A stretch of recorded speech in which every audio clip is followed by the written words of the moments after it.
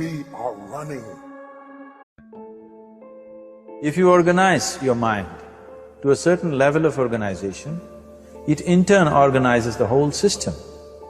Your body, your emotion, your energies, everything gets organized in that direction. Once all these four dimensions of you, your physical body, your mind, your emotion and the fundamental life energies are organized in one direction, once you're like this, anything that you wish happens without even lifting a little finger actually.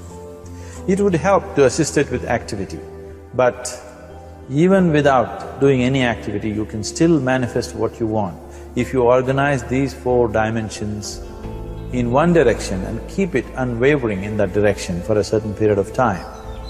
Right now the problem with your mind is, every moment it is changing its direction. It is like you want to travel somewhere and every 2 steps if you keep changing your direction, the question of you reaching the destination is very remote unless it happens by chance. So, organizing our minds and in turn organizing the whole system and these four basic dimensions of who you are right now in one direction, if you do this, you are a kalpavruksha yourself. Anything that you wish will happen. But right now, if you look at your lives, everything that you have wished for till now, if it happens, you have finished. Everything and everybody that you have desired for, if all of that lands up in your house today, could you live with that? So organizing our minds fundamentally means moving from a compulsive state of activity to a conscious state of activity.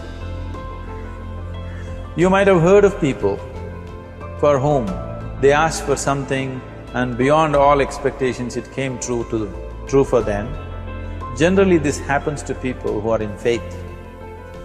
Now, let's say you want to build a house. If you start thinking, oh, I want to build a house. To build a house I need 50 lakhs, but I have only 50 rupees in my pocket. Not possible, not possible, not possible. The moment you say not possible, you're also saying, I don't want it. So on one level, you're creating a desire that you want something, on another level, you're saying, I don't want it. So in this conflict, it may not happen. If you want life to happen the way you want it, because right now, the very crux of your happiness and your well-being is this. If at all if you're unhappy, the only and only reason why you're unhappy is, life is not happening the way you think it should happen. That's all it is. So if life is not happening the way you think it should happen, you're unhappy. If life happens the way you think it should happen, you are happy. It's as simple as that. So if life has to happen the way you think it should happen, first of all, how you think, with how much focus you think, how much stability is there in your thought, and how much reverberance is there in the thought process will determine whether your thought will become a reality or is it just an empty thought. Or how you do not create any impediments for your thought by creating negative thought process. Is something possible or not possible? Is destroying humanity. What is possible and not possible is not your business, it's nature's business. Your business is just to strive for what you want. You're using the past experience of life as a basis for deciding whether something is possible or not possible. Or in other words, you have decided that what has not happened till now cannot happen in your life in future. This is a disgrace to humanity and the human spirit. What has not happened till now on this planet can happen tomorrow. Human beings are capable of making it happen tomorrow. So what is possible and what is not possible is not your business. That is nature's business. Nature will decide that. You just see what is it that you really want and strive for that. And if your thought is created in a powerful way, without any negativity, without any negative thoughts bringing down the intensity of the thought process, it will definitely manifest.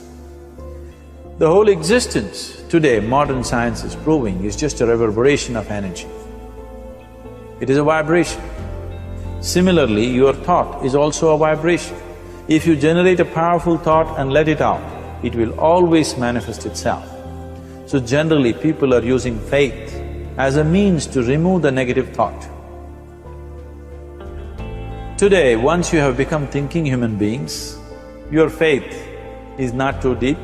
It doesn't matter how much faith you think you have, somewhere doubts always crop up. Right now, the way your minds are made, this moment, if God appears right here, you will not surrender to Him. You will want an investigation whether He is really God or not. With this kind of mind, you should not waste your time on faith. So there is an alternative, which is commitment. If you simply commit yourself to creating what you really care for, now once again, your thought gets organized in such a way, there is no such thing as whether it's possible or not possible. There is no hurdle in your thought process. Your thought flows freely towards what you want. Once this happens, making it happen will also naturally follow.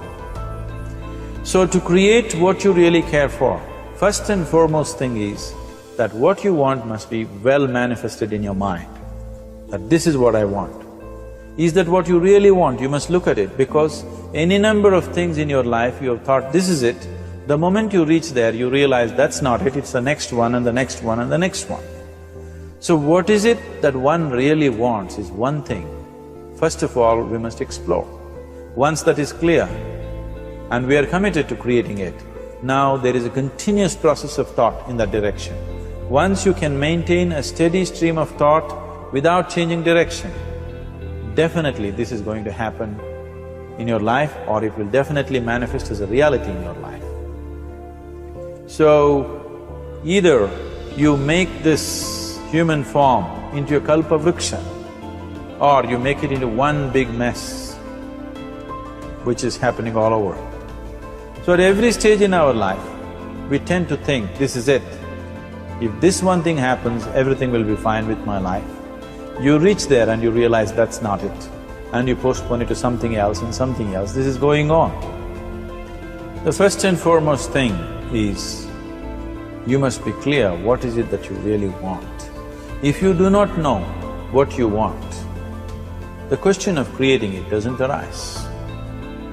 If you look at what you really want, what every human being wants is, he wants to live joyfully, he wants to live peacefully. In terms of its relationships, he wants it to be loving and affectionate.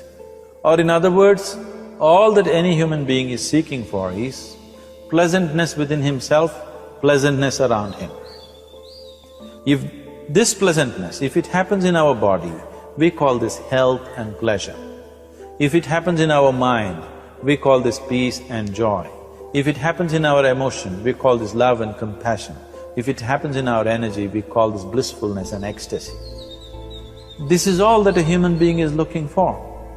Whether he is going to his office to work, he wants to make money, build a career, build a family, he sits in the bar, sits in the temple, he is still looking for the same thing.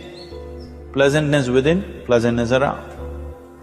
If this is what we want to create, I think it's time we addressed it directly and commit ourselves to creating it. So you want to create yourself as a peaceful human being, joyful human being, loving human being, a pleasant human being on all levels.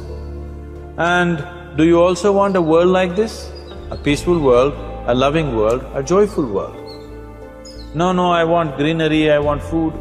When we say a joyful world, that means everything that you want has happened. So this is all that you're looking for.